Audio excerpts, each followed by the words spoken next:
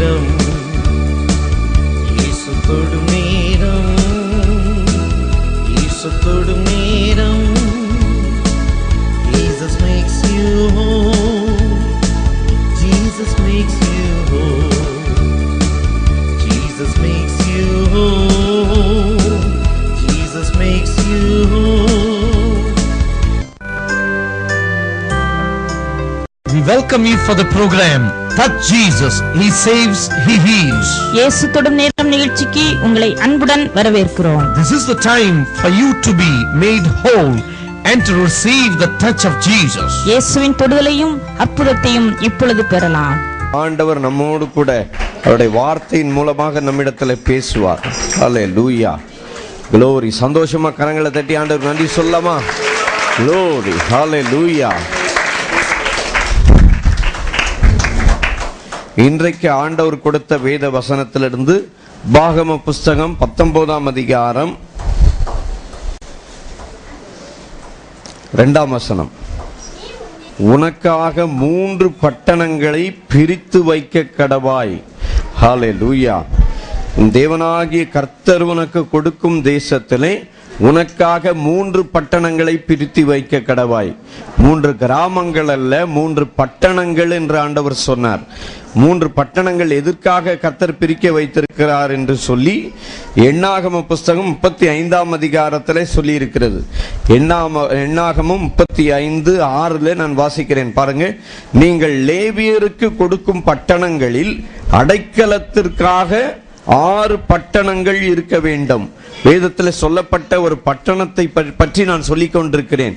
உங்களுக்கு எனக்கு ஆண்டவர் ஒரு பட்டணத்தை கொடுக்கிறார். என்ன பட்டணம் தெரியுமா? அடைக்கலத்திற்காக 6 பட்டணங்கள் இருக்க வேண்டும்.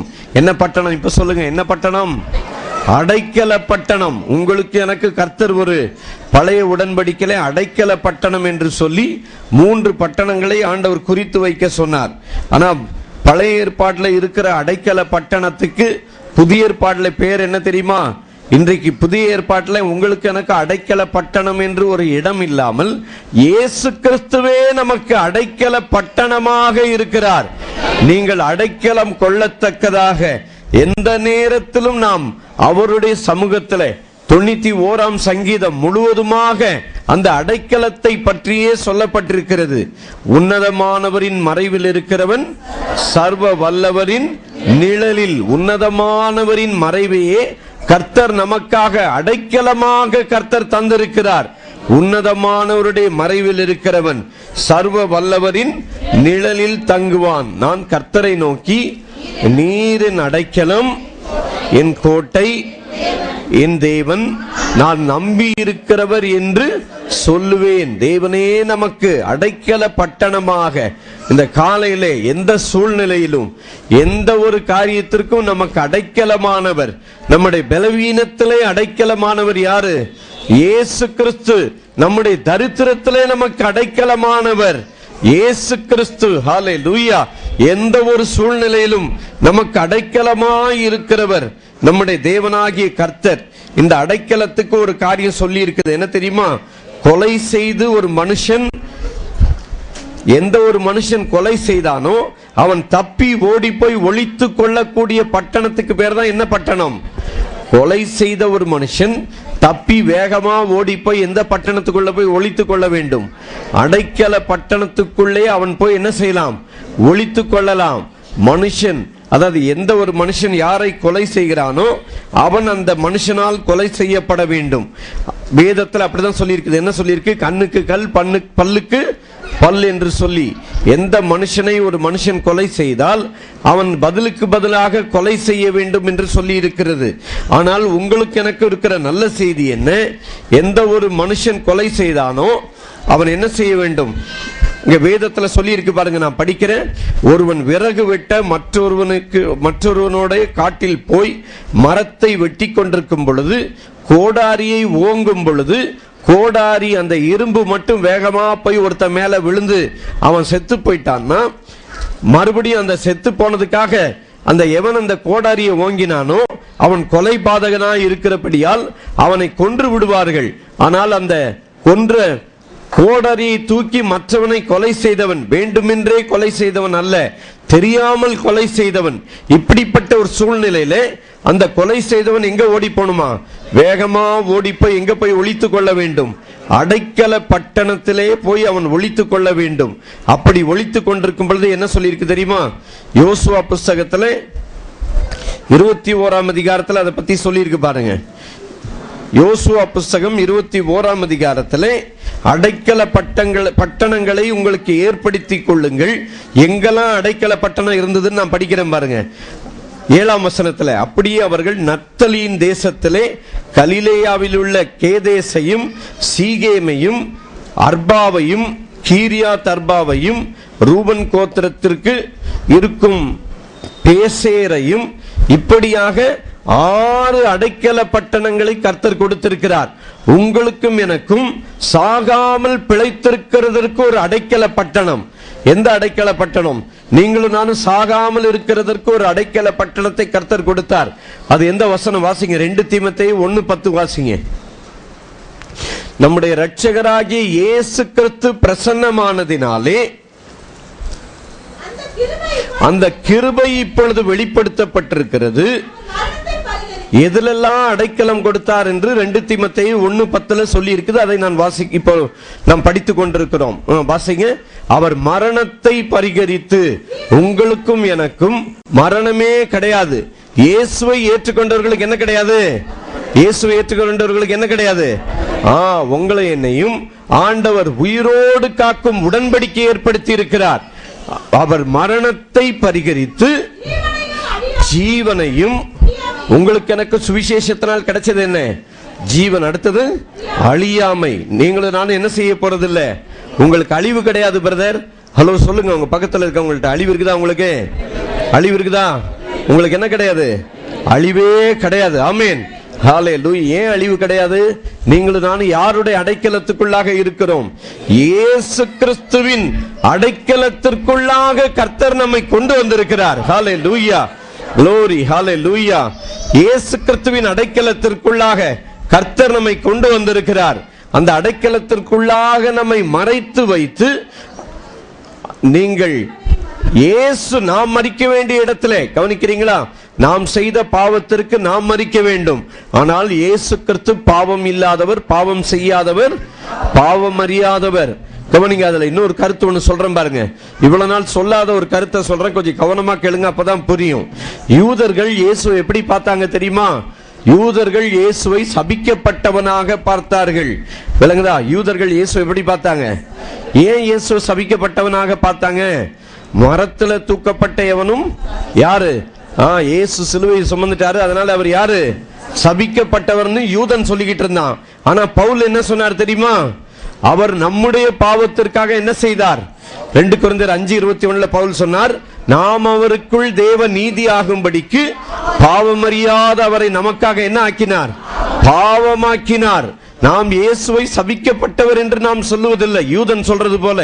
யூதன் என்ன சொல்றான்? இயேசு சிலுவை சுமந்துட்டாரு, அதனால் அவர் யாரு? சபிக்கப்பட்டவர்னு. ஆனால் நமக்கு நல்ல செய்தி என்ன தெரியுமா? நாம் அவருக்குள் தேவ நீதி ஆகும்படிக்கு, நீங்களும் நானும் நீதி செய்யாத நீங்கள், நாம் அதாவது பாவமறியாத இயேசு பாவமாக்கப்பட்டபடியால் நீதி செய்யாத உங்களை என்னை ஆண்டவர் என்னவோ மாத்திட்டாரு? நீதிமான்களாய் ஆக்கிவிட்டார்.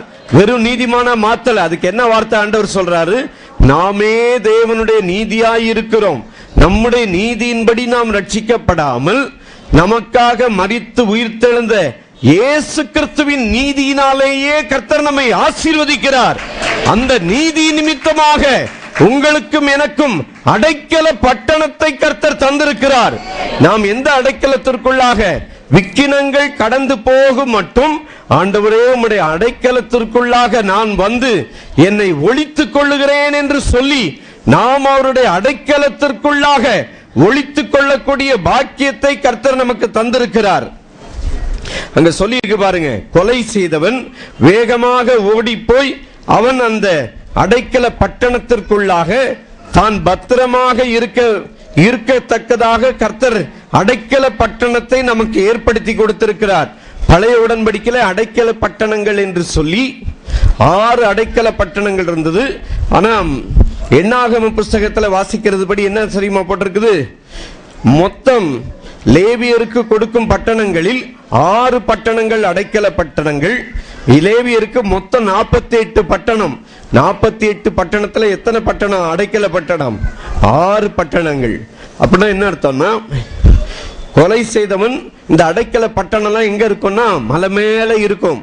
இவர்கள் கிராமங்கள் கிடையாது. கவனிக்கிறீங்களா? அடைக்கல பட்டணம். ஆண்டவர் பட்டணத்திலேயே அடைக்கலம் கொள்ளத்தக்கதாக, அதுவும் எங்க அடைக்கலம் கொள்ளத்தக்கதாக? ஆசாரியர்கள் தங்குகிற இடத்திலே. ஆசாரியன்னா யாருங்க? ஆண்டவருக்கு ஊழியம் செய்கிறவன், லேவியனும் ஆசாரியனும். இன்னைக்கு இருக்கிற மாதிரி கிடையாது. அன்னைக்கு இருக்கிற லேவியனும் ஆசாரியும் எல்லாருமே ஃபுல் டைம். அதனால நீங்களாம் ஆசாரியன் கிடையாதுன்னு நினைச்சிடாதீங்க. வேதத்துல சொல்லப்பட்ட லேவியனும் ஆசாரியனும், இயேசுவை ஏற்றுக்கொண்ட எந்த லேவியனும் ஆசாரியனும் ஃபுல் டைம். நீங்க எந்த நேரத்திலும் நீங்கள் யாராயிருக்கிறீர்கள்? லேவியராக, ஆசாரியராக கர்த்தர் நம்மை தெரிந்து கொண்டிருக்கிறார். எந்த வசனம் எங்க போட்டிருக்கு தெரியுமா? 1 பேதுரு 2:9 இருக்கிறது. நீங்களோ உங்களை அந்தகாரத்திலிருந்து உங்களை ஆச்சரியமான ஒளிக்கு வரவழைத்தவருடைய புண்ணியங்களை அறிவிக்கும் பொருட்டு தெரிந்து கொள்ளப்பட்ட சந்ததியாகவும், அதுவும் வெறும் ஆசாரிய கூட்டம் இல்ல. யார் நீங்க? ராஜரீகமான ஆசாரிய. You are king priest. Hallelujah. இந்த ஆசாரியர்கள் நடுவிலே யார் வந்து வாசம் பண்றது? கொலைகாரன் வந்து வாசம் பண்றான். கொலை செய்தவன் எங்க வாசம் பண்ணுகிறான்? ஆசாரியர்கள் மத்தியிலே. ஆமென். அதுதான் நல்ல செய்தி. கொலைகாரன் இயேசுவிடத்திலே வந்தால் அவன் பாவி எப்படி மாறி விடுகிறான்? பரிசுத்தவானாய் மாறி விடுகிறான். இயேசு கிறிஸ்து பாவம் இல்லாதவர், பாவம் செய்யாதவர், பாவம் அறியாதவர். அவரை கொலை செய்தவர்களே ஆண்டவர் என்ன சொன்னாரு? பிதாவே இவர்களுக்கு மன்னியும், தாங்கள் செய்கிறது இன்னதென்று அறியாதிருக்கிறார்களே என்று சொல்லி எல்லாரையும் அவர் மன்னித்து வாழ்வு கொடுத்தவர். இயேசுவை கொலை செய்தவர்களே அவர் திரும்ப வரும் பொழுது, டேய் நீங்க எல்லாம் சேர்ந்து என்ன கொலை செஞ்சீங்க, நான் உங்களை எல்லாரையும் நரகத்துல தள்ளுறேன்னு சொல்லி அவர் நரகத்திலே தள்ளுகிறவர் அல்ல. சுவிசேஷத்துல நம்ம இப்ப கொஞ்ச நேரத்துக்கு முன்னால வாசித்தோம். நம்முடைய இரட்சகராகி இயேசு கிறிஸ்து பிரசன்னமானதினாலே அந்த கிருபை இப்பொழுது வெளிப்படுத்தப்பட்டிருக்கிறது.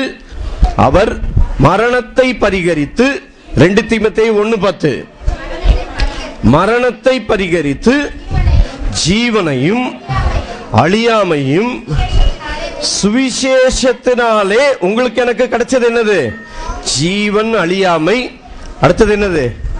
மரணத்தை ஆண்டவர் பரிகரித்தார். கவனிக்கிறீங்களா? இன்னைக்கு தமிழ்நாடு எங்கிலும் இந்த வேத வசனத்தை ஜனங்க தெரியாததுனால, ஏமாத்தி வசனத்தை தெரியாததுனால ஏமாத்தி எல்லாரும் பயந்து பயந்து பயந்து பயந்து வாழ்ந்து கொண்டிருக்கிறார்கள். ஏன்னா வேதம் என்ன சொல்லுகிறது? யோவான் 3:16 என்ன சொல்லுகிறது? எல்லாருக்கும் தெரியும்ல, பார்த்துதான் சொல்லணுமா? தேவன் தம்முடைய ஒரே பேரான குமாரனை விசுவாசிக்கிறவன் எவனோ அவன் என்ன செய்ய மாட்டான்? அவன் என்ன செய்ய மாட்டான்? இயேசுவை விசுவாசிக்கிறவனுக்கு பரலோகமா, பாவம் செய்யாதவனுக்கு பரலோகமா? கவனிக்கிறீங்களா? யாருக்குங்க ஆண்டவர் பரலோகத்தை கொடுக்கிறாரு? பாவம் செய்யாதவனுக்கா இல்ல இயேசுவை விசுவாசிக்கிறவனுக்கா? ஏன்னா இது நிறைய பேருக்கு பெரிய கேள்விக்குறி. நீ பாவியா இருந்தீனா அங்க போமாட்ட, பாவியா இருந்தீனா. ஆனா வேதம் சொல்றது யார் பாவி தெரியுமா? ஆதாமுக்குள்ள பிறந்து ஆதாமுக்குள்ளேயே வாழ்ந்து இயேசுவை ஏற்றுக்கொள்ளாதவன் தான் யாரு? பாவி. நீங்க இயேசுவை ஏற்றுக்கொண்டவர்கள் பாவி கிடையாது. விளங்குதா? இயேசுவை ஏற்றுக்கொண்டவர்களுக்கு பேர் என்ன போட்டிருக்கு? 2 கொரிந்தியர் 5:17 போட்டிருக்கு. இப்படி இருக்க ஒருவன் கிறிஸ்து இயேசுவுக்குள் இருந்தால் அவன் யாரா இருக்கிறான்? புது சிருஷ்டி. இயேசுவை ஏற்றுக்கொண்ட எல்லாருமே யாரு? நீங்கள் இயேசு கிறிஸ்துவுக்குள்ளாக பிறந்தவர்கள். எங்க போட்டிருக்கு? யோவான் 1:12 போட்டிருக்குது. எல்லாருக்கும் தெரிஞ்ச வசனம் தான். நீங்க எடுக்கிறதுக்குள்ள நானே படிச்சிடுறேன். அவருடைய நாமத்தின் மேல் விசுவாசம் உள்ளவர்களாய் அவரை ஏற்றுக்கொண்டவர்கள் எத்தனை பேர்களோ அத்தனை பேர்களும் தேவனுடைய பிள்ளைகளாகும்படிக்கு அவர்களுக்கு என்ன கொடுத்தார்? அதிகாரம் கொடுத்தார். நீங்களும் நான் யாருடைய பிள்ளைகள்? இயேசுவை ஏற்றுக்கொண்ட எல்லாருமே பரிசுத்தவான், பாவி கிடையாது. விளங்குதா? அதனால இயேசுவை ஏற்றுக்கொண்ட எல்லாருக்குமே நித்திய வாழ்வு உண்டு. நீங்க பாவம் செய்யறதுனாலயோ செய்யாததுனாலயோ உன் நித்திய ஜீவன் கெட்டு போகாது. ஏன்னா நீங்க செஞ்சதையும் செய்யாததையும் வச்சு நீங்க ரட்சிக்கப்படல. ரட்சிக்கப்பட்டது யாரால ரட்சிக்கப்பட்டீங்க?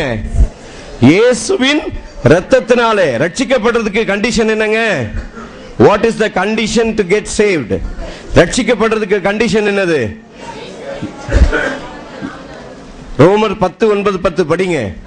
அது என்னவெனில், கர்த்தராகிய இயேசுவை நீ உன் வாயினாலே அறிக்கையிட்டு தேவன் அவரை மரித்தோரிலிருந்து எழும்ப பண்ணினார் என்று உன் இருதயத்திலே விசுவாசித்தால் ரட்சிக்கப்படுவாய். கவனிக்கிறீங்களா? இயேசுவை ஏத்துக்கிட்டவன் ரட்சிக்கப்படுவான்னு சொல்லி நான் சொல்லிட்டு இருக்கிறேன். பாவம் செஞ்சவன் பரலோகத்துக்கு போவானா போக மாட்டானான்னு சொல்லி பாவம் செஞ்சவனும் செய்யாதவனை பத்தி நான் பிரசங்கம் பண்ணல. என்னுடைய செய்தி இயேசுவை பற்றிய பிரசங்கம். கவனிக்கிறீங்களா? ஏன்னா ஒரு சிலர் போன் பண்ணி என்கிட்ட கேட்கறாங்க. என்ன கேட்கறாங்க தெரியுமா? மனுஷன் இதை செய்யறான் அதை செய்யறான், நீங்க ஆண்டவருக்குள்ள ஒரு மனுஷன் பிறந்துட்டா பரலோகத்துக்கு போவான்னு சொல்றீங்களே, மனுஷன் ஆண்டவருக்குள்ளே பிறக்கலையான்னு ஒரு ஆள் சொல்லிட்டு இருக்கிறார். மனுஷன் ஆண்டவருக்குள்ள பிறக்காதவனை பத்தி நான் பேசல, இயேசுவை பற்றியும் அவரை ஏற்றுக்கொண்டவர்களை பற்றியும் நான் சொல்லிக் கொண்டிருக்கிறேன். ஹல்லேலூயா. அவரை விசுவாசிக்கிறவனுக்கு என்ன கிடையாது? நித்திய ஜீவன் உண்டு. அவனுக்கு என்ன கிடையாது? ஆக்கினை தீர்ப்பு இல்லை. மார்க்கு சுவிசேஷம் 16ஆம் அதிகாரத்திலே விசுவாசம் உள்ளவனாகி ஞானஸ்நானம் பெற்றவன் ரட்சிக்கப்படுவான், விசுவாசியாதவனோ பாவம் செஞ்சவன் ஆக்கினைக்குள்ளாக தீர்க்கப்படுவான் போடல. யார் ஆக்கினைக்குள்ளாக தீர்க்கப்படுவான்? விசுவாசியாதவனோ ஆக்கினைக்குள்ளாக என்ன செய்வான்? தீர்க்கப்படுவான். பாவம் செஞ்சவன் ஆக்கினைக்குள்ளாக தீர்க்கப்படுவான் போடல. யார் ஆக்கினைக்குள்ளாக தீர்க்கப்படுறது? யாரு?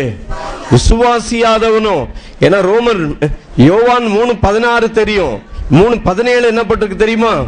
உலகத்தை ஆக்கினைக்குள்ளாக தீர்க்கும்படிக்கு தேவன் தம்முடைய குமாரனை அனுப்பாமல் அவராலே உலகம் ரட்சிக்கப்படும்படிக்கே தேவன் தம்முடைய குமாரனை அனுப்பினார். இன்னும் அடுத்த வசனம் படிச்சீங்கன்னா, தேவனுடைய குமாரனை விசுவாசியாதவன் ஏற்கனவே அவன் ஆக்கினை தீர்ப்புக்கு உட்பட்டாயிற்று. விளங்குதா? ஒருத்தர் என்கிட்ட கேட்டாரு, சிகரெட் பிடிச்சா குடிச்சா பரலோகம் போவாங்களா போக மாட்டாங்களான்னு சொல்லி. நான் கேட்டேன், ரட்சிக்கப்படுறதுக்கு கண்டிஷன் என்னன்னு சொல்லி. நீ சிகரெட் பிடிக்கிறதுனால, நீ குடிக்கிறதுனால, நீ பாவம் செய்யறதுனால செய்யாததை வச்சு பரலோகம் போவாததும் கிடையாது. பரலோகத்துக்கு நித்திய வாழ்வுக்கு வழி என்ன? நித்திய வாழ்வுக்கு வழி என்னங்க? தேவன் தம்முடைய ஒரே பேரான குமாரனை விசுவாசிக்கிறவன் எவனோ. நீ நான் அவர்கிட்ட கேட்டேன், சிகரெட் பிடிச்சா ஒரு மனுஷன் பரலோகம் போவானா பாதாளத்துக்கு போவானா கேட்டேன். அந்த ஆள் சொன்னாரு, சிகரெட் பிடிச்சா என்ன செஞ்சிருவான்? நான் பரலோகம் போக மாட்டான் அப்படின்னாரு. விளங்குதா? நான் சொல்லட்டுமா? பதில் சொல்லட்டுமா? நீ சிகரெட் பிடிச்சி உன் உடம்ப கெடுத்துக்கிட்டே இருந்தீங்கன்னா சீக்கிரம் செத்து எங்க போயிடுவ? பரலோகத்துக்கு போய் சேர்ந்துருவ. விளங்குதா? நீ சீக்கிரம் செத்து பரலோகத்துக்கு போறது ஆண்டவருக்கு சித்தம் இல்ல. கவனிக்கிறீங்களா? அதனால ஒரு சிலருக்கு இன்னொரு பெரிய கேள்வி என்ன தெரியுமா? புதிய ஏற்பாடுல என்ன போட்டிருக்குதான்? நீங்கள் ஜீவனுள்ள தேவனுடைய ஆலயமாய் இருக்கிறீர்கள் என்றும் தேவனுடைய ஆவி உங்களில் வாசமாய் இருக்கிறார் என்றும் நீங்கள் அறியாதிருக்கிறீர்களா? அதுல இன்னொன்று போட்டிருக்கு, ஒருவன் தேவனுடைய ஆலயத்தை கெடுத்தால் தேவன் அவனை கெடுப்பார். இப்போ இத சொன்ன உடனே நிறைய பேருக்கு பயம் வந்துடும். அடடா, தேவனுடைய ஆலயமாய் இருக்கிற இந்த சரீரத்தை கெடுத்தா யார் கெடுப்பா? தேவன் அவனை. உங்க ஆண்டவர் கெடுக்கிறவரா நல்லவரா? யாருங்க? உங்க ஆண்டவர் உங்களை கெடுக்கிறவரா நல்லவரா? கெடுக்கிறவரா நல்லவரா? ஆண்டவர் கெடுக்கிறவர் அல்ல. விளக்கம் சொல்லட்டுமா? இப்போ 1 கொரிந்தியர் 3க்கு வந்துருங்க. அதனுடைய விளக்கத்தை இன்னைக்கு பார்த்துருவோம். யாரை பத்தி சொல்லி இருக்குதுன்னுட்டு தலையும் காலையும் பார்த்தீங்கன்னா தான் புரியும், இல்லைன்னா உங்களுக்கு புரியாது. எடுத்துட்டீங்களா? எல்லாரும் வேத புஸ்தகத்தை எடுத்துக்கொள்ளுங்கள். 1 கொரிந்தியர் 3ஆம் அதிகாரத்தில் இங்க செய்தி கேட்கிறவங்களும் நீங்க டெலிவிஷன்ல செய்தி கேட்கிறவங்களும் பைபிள் எடுத்து வச்சீங்க, அப்பதான் புரியும். 1 கொரிந்தியர் 3ஆம் அதிகாரம் 16ஆம் வசனம், தேவனுடைய ஆலயத்தை ஒருவன் கொடுத்தால் தேவன் அவனை கெடுப்பார் என்றதுக்கு விளக்கம் என்ன, விவரம் என்னன்னு சொல்லி எல்லாரும் சேர்ந்து பார்க்க போறோம். இப்போ ஆண்டவர் கெடுக்கிறாரா இல்ல நல்லவரான்னு சொல்லி பார்த்துடலாமா? 1 கொரிந்தியர் 3ல 9ஆம் வசனத்திலிருந்து வாங்க. நாங்கள் தேவனுடைய உடன் வேலையாட்களாய் இருக்கிறோம். இந்த நாங்கள் யாரு? பவுல். இந்த நிருபத்தை எழுதினவர் யாரு? பவுல். அந்த பிரசங்கியார் எல்லாரும். விளங்குதா? நாங்கள் தேவனுக்கு உடன் வேலையாட்களாய் இருக்கிறோம். நீங்கள் தேவனுடைய பண்ணையும் தேவனுடைய மாளிகையுமா இருக்கிறீர்கள். யார் இந்த நீங்கள்? யாரு? சபையார். விளங்குதா? நாங்கள் யாரு? ஊழியக்காரர், பிரசங்கம் பண்றவர். நீங்கள் யாரு? சபையார். விளங்குதா?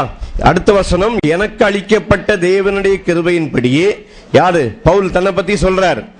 உத்தியுள்ள சிற்பாசாரியை போல அஸ்திபாரம் போட்டேன், வேற ஒரு பிரசங்கியார் அதன் மேல் கட்டுகிறான், அவனவன் தான் அதன் மேல் இன்னவிதமாய் கட்டுகிறான் என்று பார்க்க கடவன். விளங்குதா? அடுத்தது பிரசங்கியாரை பத்தி தான் சொல்லி இருக்குது 11. போடப்பட்டிருக்கிற அஸ்திபாரமாகிய இயேசு கிறிஸ்துவை அல்லாமல் வேறே அஸ்திபாரத்தை போட ஒருவனாலும் கூடாது. யார் அந்த ஒருவன்? கவனிக்கிறீங்களா? இப்ப 12 வசனத்துல ஒருவன் யாரு? யாருங்க அந்த ஒருவன்? 12 வசனத்துல ஒருவன் அந்த அஸ்திவாரத்தின் மேல் பொன் வெள்ளி விலையேற பெற்ற கல் மரம் புல் வைக்கோல் ஆகிய இவைகளை கட்டினால். யார் இப்ப அந்த ஒருவன்? யாரு? பிரசங்கியார். விளங்குதா? கட்டுகிற பிரசங்கியார். ஒருவன் அந்த அஸ்திவாரத்தின் மேல், யாரு? அந்த பிரசங்கியாராகிய ஒருவன் பொன் வெள்ளி விலையேற பெற்ற கல் மரம் புல் வைக்கோல். பிரசங்கியார் எப்படி கட்டலாம்? பொண்ணுல கட்டலாம், வெள்ளியில கட்டலாம், விலையேறப்பட்ட கல்லுனால கட்டலாம். அடுத்தது பிரசங்கியார் எப்படியும் கட்டலாம்? மரம் புல் வைக்கோல். இப்படி என்ன செய்யலாம்? பிரசங்கியார் என்ன செய்யலாம்? கட்டலாம். விளங்குதா? ரைட். அடுத்து இப்ப 13ஆம் வசனம், அவனுடைய வேலைப்பாடு. யார் அது? யாரை பத்தி சொல்லி இருக்குது? யாருடைய வேலைப்பாடு? பிரசங்கியாருடைய வேலைப்பாடு. விளங்குதா? அவனவனுடைய வேலைப்பாடு வெளியாகும், நாளானது அதை விளங்க பண்ணும், ஏனெனில் அது அக்கினியினாலே பரிசோதிக்கப்படும். அவனவனுடைய வேலைப்பாடு எத்தன்மையுள்ளதென்று அக்கினியானது பரிசோதிக்கும். அதன் மேல் ஒருவன் கட்டினது நிலைத்தால். யாருங்க அந்த ஒருவன்? யாரு? பிரசங்கியார். கவனிக்கிறீங்களா? அதன் மேல் ஒருவன் கட்டினது நிலைத்தால். யாரு? யார் அந்த ஒருவன்? அந்த பிரசங்கியார் கட்டினது நிலைத்தால் அவன் என்ன செய்வான்? கூலியை பெறுவான். ஒருவன் கட்டினது. யார் அது? அந்த ஒருவன் பிரசங்கியார். அந்த பிரசங்கியார் கட்டினது வெந்து போனால் அவன் என்ன செய்வான்? யாரு? பிரசங்கியார் நஷ்டம் அடைவான். அவனோ யாரு? பிரசங்கியார் என்ன செஞ்சிருவான்? ரட்சிக்கப்பட்டுருவான். விளங்குதா? பிரசங்கியார் ரட்சிக்கப்பட்டுருவான். அவன் கட்டினது என்ன செஞ்சிடும்? வெந்து போயிடும். ஏன்? மரம் புல் வைக்கோல்ல கட்டுறான், அதனால வெந்து போயிடும். இப்போ நம்ம சப்ஜெக்டுக்கு வாங்க. இப்போ 16ஆம் வசனம், நீங்கள் தேவனுடைய ஆலயமாய் இருக்கிறீர்கள். யார் இது? நீங்கள் யாரு? சபையார். நம்ம தான். விளங்குதா? நீங்கள் தேவனுடைய ஆலயமாய் இருக்கிறீர்கள் என்றும் தேவனுடைய ஆவி உங்களில் வாசமாய் இருக்கிறார் என்றும் அறியாதிருக்கிறீர்களா? ரைட். இப்ப அடுத்த வசனம் 17ஆம் வசனம், ஒருவன் தேவனுடைய ஆலயத்தை கெடுத்தால் அவனை தேவன். யார் அந்த ஒருவன்? பிரசங்கியார். விளங்குதா? இப்போ பிரசங்கியார். சரி, ஒருவன் தேவனுடைய ஆலயத்தை கெடுத்தால் தேவன் அவனை கெடுப்பார். அப்போ பிரசங்கியார் தேவனுடைய ஆலயத்தை கெடுத்தால் தேவன் பிரசங்கியார கெடுப்பாரா? கவனிக்கிறீங்களா? விளங்குச்சா உங்களுக்கு? அதுல சப்ஜெக்ட்ல போட்டது என்னது? ஒருவன் தேவனுடைய ஆலயத்தை கெடுத்தால் தேவன் அவனை கெடுப்பார். யாரு? அந்த பிரசங்கியார் தேவனுடைய ஆலயத்தை கெடுத்தால் தேவன் அவனை கெடுப்பார். விளங்குதா? அப்போ அந்த பிரசங்கியார தேவன் கெடுப்பாரா கெடுக்க மாட்டாரான்றதுக்கு பதில் எங்க இருக்குது? 15ஆம் வசனத்தில் இருக்குது. அந்த பிரசங்கியார் கட்டினது வெந்து போனால் அவன் நஷ்டம் அடைவான். அவனோ என்ன செய்வான்? பிரசங்கியார் என்ன செய்வாரு? ரட்சிக்கப்பட்டுருவார். அந்த பிரசங்கியார் ரட்சிக்கப்பட்டுருவார்னு இங்க தைரியம் கொடுத்ததுனாலதான் அவரவர் இஷ்டத்துக்கு பிரசங்கம் பண்ணிட்டு இருக்கிறாங்க. விளங்குதா? அவன் கட்டினது தான் என்ன செஞ்சிடும்? வெந்து போயிடும். ஏனென்றால் அவன் எதுல கட்டுகிறான்? மரம் புல் வைக்கோல்ல. ஆனா அதை விட்டுட்டு எதுல கட்டலாம்? பொன் வெள்ளி. பொன் என்னது? நீதி. வெள்ளி என்னது? மீட்கப்படுதல். நாம் பொன்னினாலும் வெள்ளினாலும் மீட்கப்படாமல் பேதர் எழுதி வச்சிருக்கிறார். அதனால வெள்ளி என்னது? மீட்பை குறிக்கிறது. பொண்ணு தெய்வீகத்தையும் நீதியையும் குறிக்கிறது. சுவிசேஷத்தினாலே உங்களுக்கு எனக்கு கிடைச்சது என்ன? விளங்குதா? உங்களை என்னை ஆண்டவர் அடைக்கல பட்டணத்திற்குள்ளாக கொண்டு வந்திருக்கிறார். அதனால உங்களுக்கு எனக்கு என்ன கிடையாது? அழிவே கிடையாது. ஆமென்.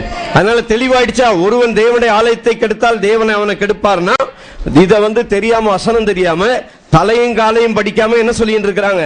ஆண்டவர் உன்னை கெடுத்துருவாரு, ஆண்டவர் என்ன செஞ்சிருவாரு, கெடுத்துருவாருன்னு சொல்லிட்டு இருப்பாங்க. தலை தெரியாது, கால் தெரியாது. ஆனா அதை நீங்க படிச்சீங்கன்னா 1 கொரிந்தியர் 3:9 இப்ப நம்ம அதுக்குரிய விளக்கத்தை பார்த்தோம். நம்முடைய ஆண்டவர் கெடுக்கிற தேவன் அல்ல. ஆமென். அவர் சுவிசேஷத்தினால என்னத்தை உண்டாக்கினார்? மறுபடியும் 1 தீமோத்தேயு 2:10, 2 தீமோத்தேயு 1:10. நம்முடைய இரட்சகராகிய இயேசு கிறிஸ்து பிரசன்னமானதினாலே அந்த கிருபை இப்பொழுது வெளிப்படுத்தப்பட்டிருக்கிறது. அவர் மரணத்தை பரிகரித்து,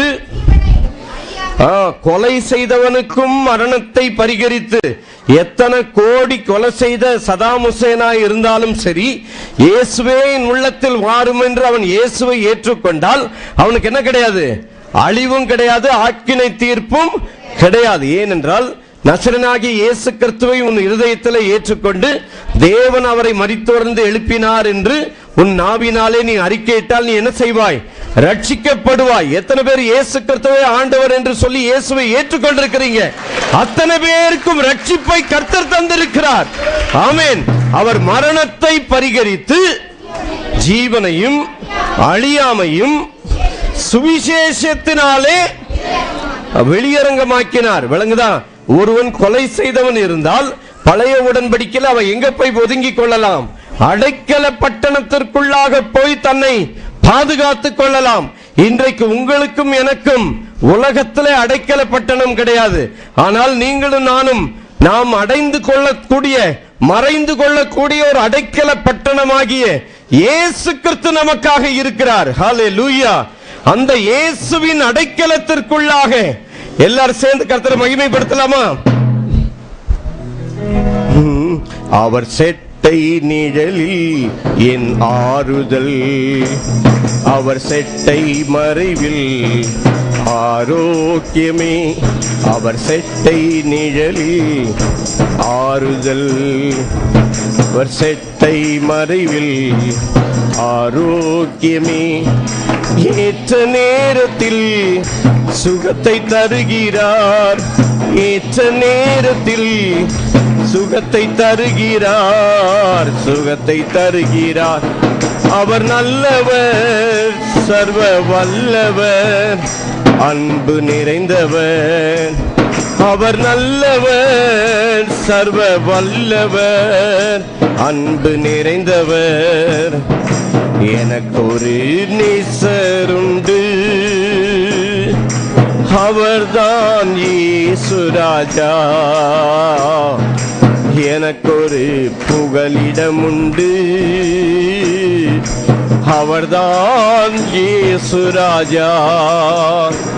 அவர் நிழலில் என் ஆறுதல், அவர் செட்டை மறைவில் ஆரோக்கியமே, அவர் செட்டை நிழலில் என் ஆறுதல், அவர் செட்டை மறைவில் ஆரோக்கியமே, ஏற்ற நேரத்தில் சுகத்தை தருகிறான், ஏற்ற நேரத்தில் சுகத்தை தருகிறார், சுகத்தை தருகிறார். அவர் நல்லவர், சர்வ வல்லவர், அன்பு நிறைந்தவர். அவர் நல்லவர், சர்வ வல்லவர். எனக்கு ஒரு நேசருண்டு, அவர்தான் இயேசு ராஜா. எனக்கு ஒரு புகலிடம் உண்டு, அவர்தான் இயேசு ராஜா. உங்களுக்கும் எனக்கும் ஒரு அடைக்கலம் உண்டு. ஆமென். எதுல அடைக்கலம் கொடுக்கிறார்? பாவத்திலிருந்து விடுதலை கொடுத்து நித்திய ராஜ்யமாகிய அடைக்கலத்தை கர்த்தர் தருகிறார். ஆமென். பரலோக பாக்கியமாகிய பரலோகத்திலே அடைக்கல பட்டணமாக கர்த்தர் நமக்கு தந்திருக்கிறார். எப்படி அந்த பரலோகத்துக்கு போகிற பாக்கியம்? நீங்கள் செய்ததையும் செய்யாததையும் வைத்து இல்லாமல் இயேசு கிறிஸ்துவின் இரத்தத்தின் புண்ணியத்தினாலே கர்த்தர் அந்த பாக்கியத்தை நமக்கு தந்திருக்கிறார். ஹல்லேலூயா. எல்லாரும் சேர்ந்து அந்த அடைக்கலத்தை பத்தி பாடலாமா? அவர் செட்டையின் கீழடைக்கலம் புகவே தம் சிறகுகளால் மூடுவார். அவர் செட்டையின் கீழடைக்கலம் புகவே தம் சிறகுகளால் மூடுவார். தேவனுன் அடைக்கலமே, ஒரு பொல்